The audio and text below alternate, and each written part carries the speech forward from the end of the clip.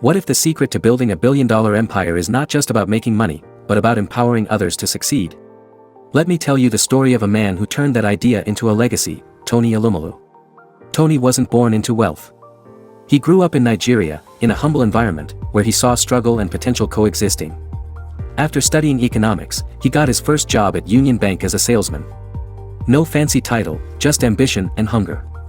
Years later, he took a bold risk. He and a small group of investors bought a struggling bank. People laughed. Why buy a dying bank, they asked. But Tony saw potential where others saw problems. That bank? It became Standard Trust Bank, and eventually merged with UBA, United Bank for Africa, now in over 20 African countries with millions of customers. But here's where it gets deeper. Tony could have stopped at being a billionaire.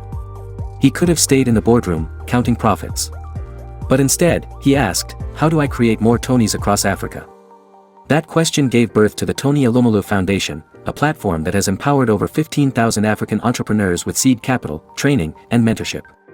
He calls it Africapitalism, the belief that Africa's private sector can drive development through entrepreneurship. Tony's story teaches us this. Real wealth is not measured by what you have, but by how many people you lift. He didn't just build a bank. He built people. He created opportunities. And through that, he built a lasting legacy. Imagine if every business owner thought this way. Imagine the impact. So, as you build your dream, ask yourself, who am I empowering? Who am I helping rise? Because the more people you lift, the higher you go. If you found this inspiring, follow for more powerful business lessons from Africa's greatest minds. This is just the beginning.